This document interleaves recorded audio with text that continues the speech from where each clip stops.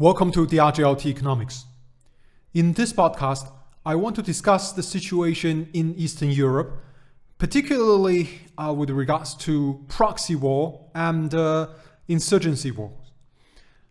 I think perhaps just over a month ago, I mentioned in one of my earlier podcasts that if this special military operation, Russia's SMO, could not end quickly, this could devolve or evolve, however you want, depending on your perspective, into a proxy war. And this proxy war would be between, obviously, Russia and NATO.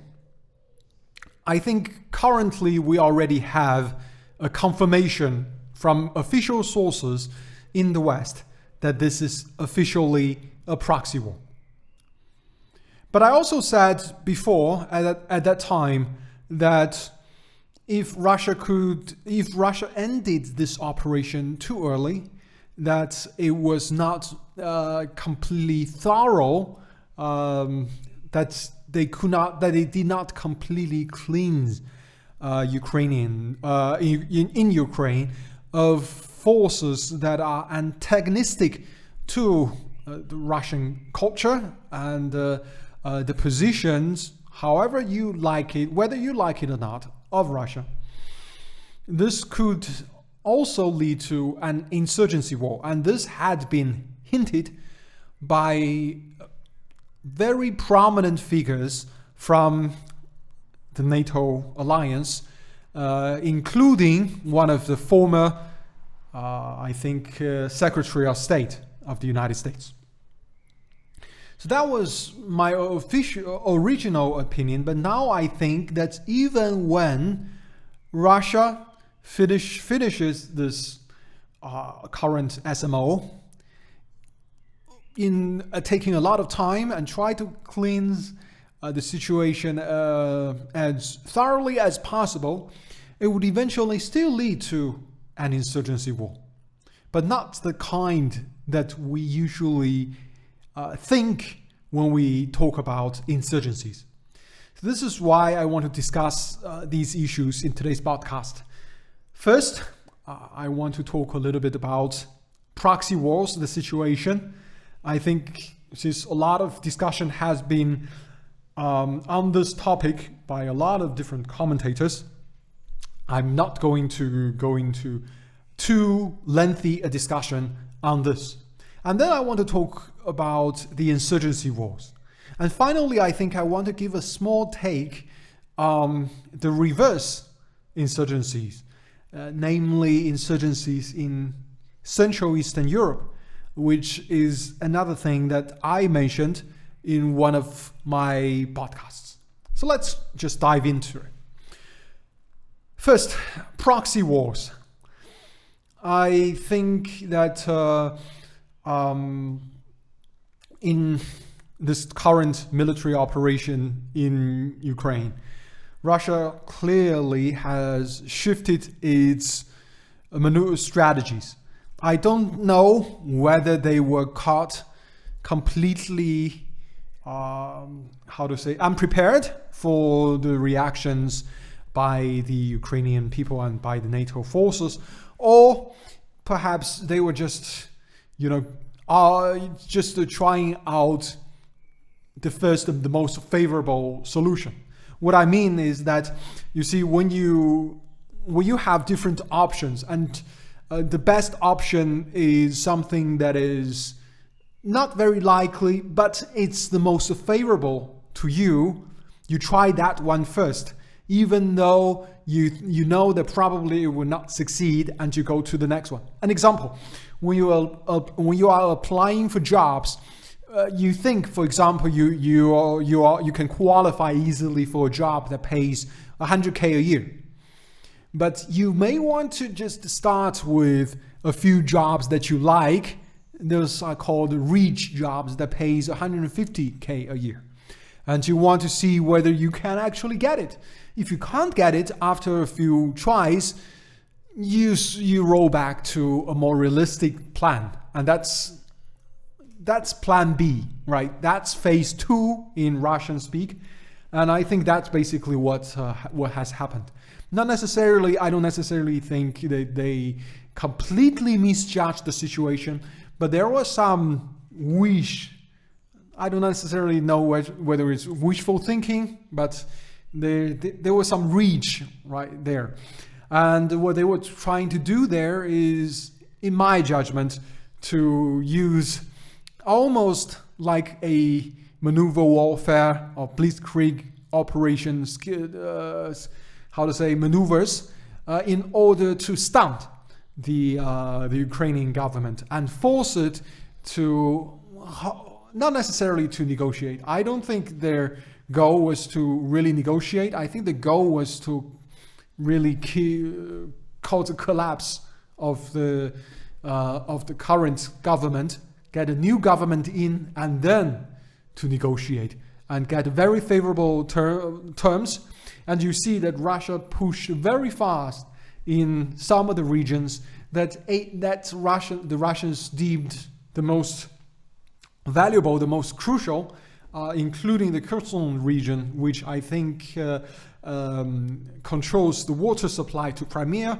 So basically what Russia was thinking, in my judgment, was to try to take control of the most critical regions, then force a collapse in the Ukrainian government, and then force a ceasefire and armistice, and then a treaty. And in this treaty, Ukraine would give up a lot, and Ukraine would then have peace, and this will be a solution. That will be the most favorable solution to Russia. But clearly this did not work out. And worse still, by pulling back from its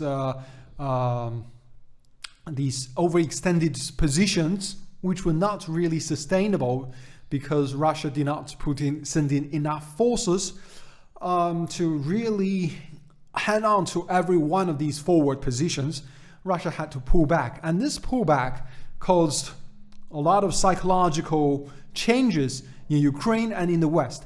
This led to a lot of support in this material, in this war effort to Ukraine, and it has established the current situation of a proxy war. I think this is something that there's very little dispute about that. One comment I want to make is on why Russia did not send in so few military personnel. Why haven't they sent in more? I think there are two reasons, and a lot of Russophiles would not want to discuss these reasons. They want to say that Russia is really keeping a lot. The Russians don't want to wants to pull the punches. Don't want to really exert too much, etc., etc. That's one way to look at it. I think we need to look at it more objectively.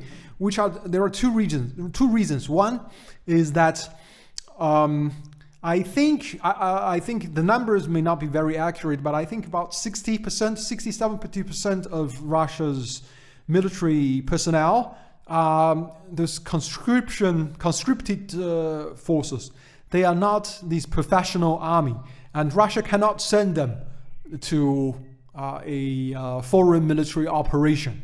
So this already cuts down a lot of the military forces that Russia could potentially send. And then a lot of the military forces are already upgraded to more modern gears. And these gears, perhaps some of them are in the process of upgrading them. These people, Russia wants to keep this back because it wants to prepare for an eventual conflict, however likely or not, right? The Russians want to keep this preparedness on an eventual war with NATO. So they don't want to expose their new gears and so they cannot send these forces in. Right, so this is one of the reasons. And another reason is that Russia, if Russia were to send in more troops, it needs a general mobilization. There will be more strain on the Russian economy, and Russia will not be able to sustain this for long without causing long-term economic harm.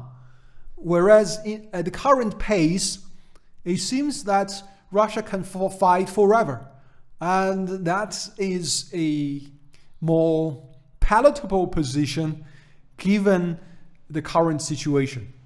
So for these reasons, I don't necessarily think that Russia has a lot more to give without, number one, to causing it to expose some of its new gears and expose also its rears to NATO offensive. And secondly, cause a lot of economic strain on its own domestic economy. So that's my take, and this necessarily has led to the proxy war. And the end game of this proxy war, in my judgment, is going to be various flavors of insurgency war, which is the second part that I want to discuss. Well, I think currently there are some discussions. Some commentators are suggesting that it's possible that Poland may want to go in as a peacekeeping force in Western Ukraine and take as much land as possible. That is indeed a possibility.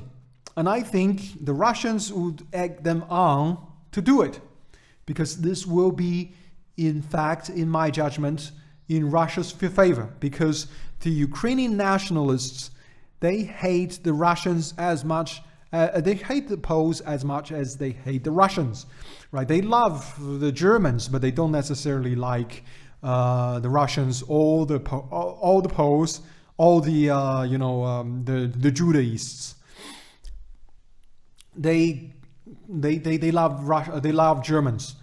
And so when the Poles come in, that will basically divert a lot of their potential firepower in insurgency war to the Poland occupied regions, Polish occupied regions, rather than the Donbas region, the Odessa, whatever, the southern Ukraine. So that will be actually in Russia's favor. So I think the Russians may actually lure Poland into it. Of course, they may say that they may resist, they may protest, but I think this is going to be in their favor.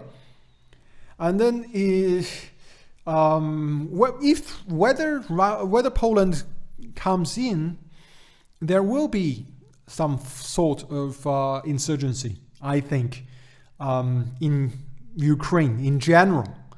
And the question is whether Russia should or would go into Western Ukraine or Central Ukraine. I think no. I think it is against Russia's interest to go into those regions. I think that kind of extension will be an overextension. I think that will lead to more losses, and that would actually become, I think, Russia's second Afghanistan. This will be Russia's Vietnam, because the local population is more antagonistic to the Russians than in eastern and southern Ukraine. And this also, and there is basically no possible, I would say, no possible outcome that could lead to a Russian straight direct annexation of those regions. So they would just have to be occupying those regions for a long time to come, and that will be even worse than having a confrontational, antagonistic Ukraine on its borders. It will be occupying a region that is destabilized, that is full of these well-armed people who have ideologies that are completely antagonistic to your population. that would be very dangerous. So I don't think so. I don't think Russia should go in there. There are some commentators, I'm not going to name them, who suggest that Russia can only achieve their stated goal of denazification if they go directly in Ukraine and completely cleanse Ukraine of this ideology. I don't think this is really a very... Well, I think this is not a realistic comment. I think even if Russia were to go in there and completely, quote unquote, win, they will not be able to completely eradicate this ideology. Just look at in Europe, in Germany, there are still a lot of neo-Nazis in Germany and in Austria. There is no shortage of those kind of people. So this type of ideology is impossible to completely get rid of. And let us also be completely objective here. In Russia, there are also a lot of neo-Nazis. And this is something, of course, a lot of Russophiles don't want to talk about, but it is true. There are also neo-Nazis in Russia. So the quote of denazification really is merely about getting rid of the most militaristic elements in Ukraine that could lead to harm, right? Physical harm to Russian-speaking people, not necessarily to eradicate Ukraine of the ideology. As long as those well-armed neo-Nazis are not in power in Ukraine and cannot harm Russian-speaking people, I think that would be already objective. That would be a mission accomplished. Now, finally, what would be the form of insurgency war that I expect? I think if Russia were to go to Western Ukraine, yes, there will be some guerrilla warfare. But I think Russia will not go there because there's no reason to do so. And so as a result, what will happen, I think, is going to be a few things. There will be subversions, there will be assassinations, and there will be terrorist attacks. And these terrorist attacks, I think there will be a new terrorist organization. These terrorists will be trained in much of the same way as previous well-known terrorist organizations are. They will be trained in some of the NATO bases, let's just say that, and they will be trained, they will be equipped with some of the NATO equipment, and they will be controlled, perhaps directly, perhaps via proxy, by eventually by some of the agencies, three-lettered ones. And so that will be it. And I think they may have moderate success, and it will be very difficult to really eradicate them. So that's basically what I think the form of insurgency will be. But now let's go to the other side, and this is the last part of today's podcast, which is insurgency war also in Central and Eastern Europe. When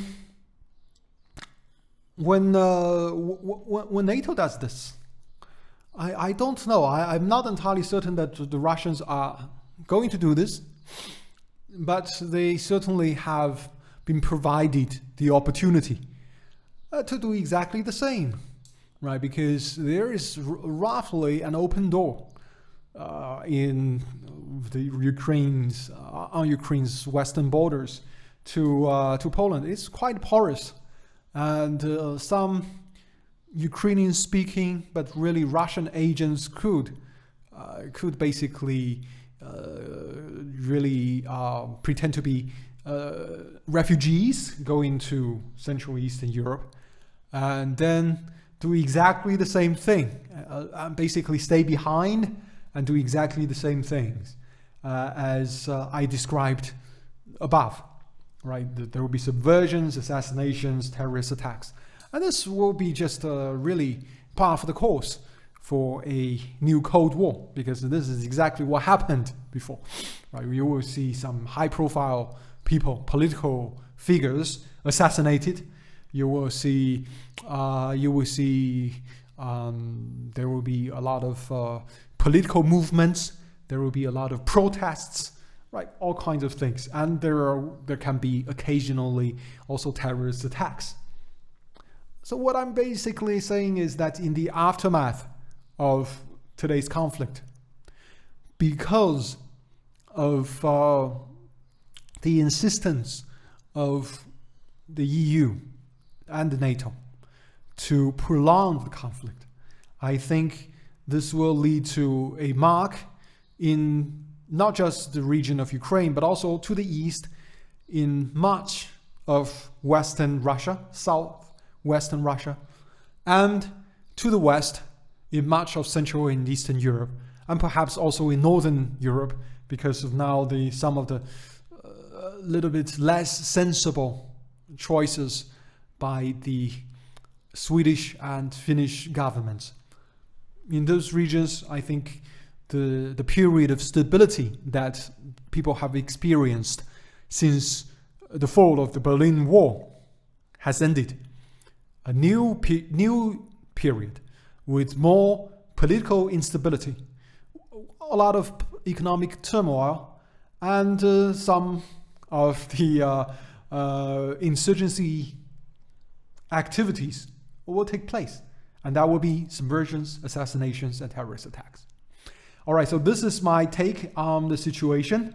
I think about 2 weeks ago, I said that I will make a podcast on this issue, and this is my effort in doing so. I think I will record maybe tomorrow another podcast, and that will be on the economic situation in surrounding this conflict. All right, thank you very much for listening, and just remember that I have a Telegram channel. I will leave the link below. I also have a Twitter account. You can follow me there as well. This podcast is available also on YouTube, Odyssey, and Rumble. Thanks for listening, and have a great day.